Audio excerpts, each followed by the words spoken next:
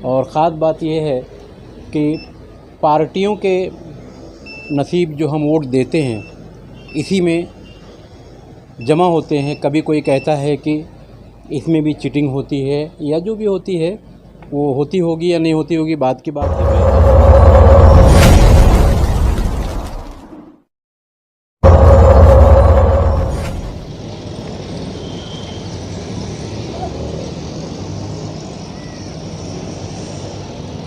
नमस्कार, आदाब। आइए बात करते हैं लोकसभा चुनाव 2024 के, और भिवंडी लोकसभा 23 में आता है। आज बात करेंगे, ये एक ऐसी दुकान है जहां हर पार्टी का झंडा, पम्फलेट या इलेक्शन के संबंध में लगने वाले जो भी साहित्य हैं, जो भी सामान है, सब कुछ यहां मिलते हैं एकलाख इंटरप्राइजेज में। भिवंडी शहर में महानगर पालिका के मुख्यालय के ठीक सामने आप एकलाख साहब से बात कर सकते हैं यहाँ आकर। आज बात कर लेते हैं। ये कांग्रेस पार्टी का झंडा है और कांग्रेस पार्टी इस वक्त चुनाव में घूम रही है ताकि सत्ता बना सके। उसके बाद ये तुतारी, महाराष्ट्र की राजनीति में राष्ट्रवादी दो गुट में हो गई, उसमें से एक ये तुतारी। तो तुतारी के जो प्रमुख हैं वो हैं शरद पवार। और उसके बाद बात करेंगे शिवसेना की। शिवसेना भी इसी तरह से दो टुकड़े में हुई महाराष्ट्र में। आधा हिस्सा इस वक्त सत्ता में मौजूद है और आधा हिस्सा सत्ता के बाहर, जैसा कि राष्ट्रवादी भी आधी सत्ता में है और आधी सत्ता के बाहर है। और ये है समाजवादी पार्टी का झंडा। उसके बाद ये AIMIM का झंडा। और उसके बाद इस तरफ चलेंगे तो फ़िलहाल देश में जिसकी सत्ता है, नरेंद्र मोदी सरकार, ये भारतीय जनता पार्टी का यानी NDA का एक प्रमुख गठ है भारतीय जनता पार्टी।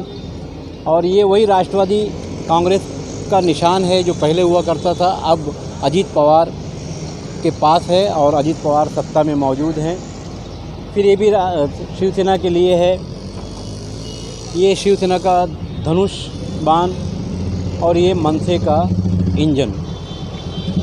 तो ये कहानी है, जब भी हमारे देश में चुनाव होता है तो इस तरह की दुकानें खुलती हैं। और भिवंडी शहर में एकमात्र एकलाख अंसारी की दुकान खुली हुई है। आज उनसे हम बात करेंगे कि लोकसभा चुनाव में उम्मीदवारों की क्या हालत है, क्योंकि इन्हें पूरी तरह से बातें मालूम है कि कौन सा उम्मीदवार कितना पम्फलेट छपवा रहा है या कितना झंडा तैयार करवा रहा है या इस तरह के स्कार्फ वगैरह ये सब हैं, कितना तैयार होता है। एकलाख साहब, हमारे चैनल पर आपका स्वागत है। आप हर चुनाव में यहाँ या थोड़ा सा आजू बाजू में अपनी दुकान को खोलते हैं और दूसरे इलाकों में भी जाते हैं चुनाव के ताल्लुक से। फ़िलहाल भिवंडी शहर में क्या हालत है लोकसभा चुनाव में उम्मीदवारों की?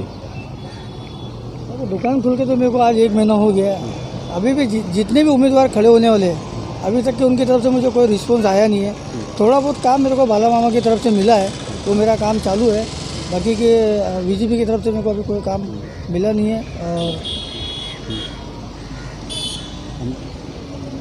तो BJP की तरफ से अभी कोई काम मिला नहीं है, बाला मामा का काम कुछ तो मिला है। और अंदर का हिस्सा दिखाते हैं इस काम को करने के लिए, क्योंकि हर पार्टी का काम और बड़ी मेहनत से जब निशान वगैरह हो जाता है तो काम करना होता है। तो ये सारी कोशिश है।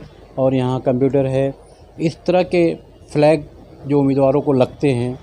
और ख़ास बात यह है कि पार्टियों के नसीब जो हम वोट देते हैं इसी में जमा होते हैं। कभी कोई कहता है कि इसमें भी चीटिंग होती है या जो भी होती है वो होती होगी या नहीं होती होगी, बात की बात है। बहरहाल ये पूरी एक बड़ी तैयारी हर चुनाव की तरफ से इस बार भी ये तैयारी है। और एक आखिरी सवाल हम एकलाख साहब से फिर पूछेंगे कि बाले मामा की तरफ से आपको प्रिंटिंग के या जो भी झंडे वगैरह के काम मिले हैं और अभी पार्टियों के कुछ आश्वासन भी हैं?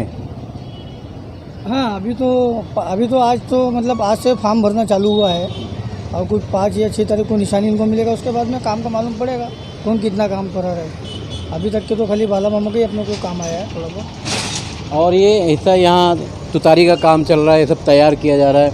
इस तरह के फ्लैग तैयार रहते हैं ज़रूरत पड़ने पर, क्योंकि अर्जेंट देना होता है जब उम्मीदवार आता है। बहरहाल मैं मेरे दर्शकों को बता दूं कि आज 26 4/2024 है और आज से लोकसभा 23 यानी भिवंडी और भिवंडी का जो एतराफ़ का हिस्सा है यहाँ फॉर्म भरने की प्रक्रिया आज से शुरू हुई है। हालांकि अभी तक किसी ने आज फॉर्म भरा नहीं है।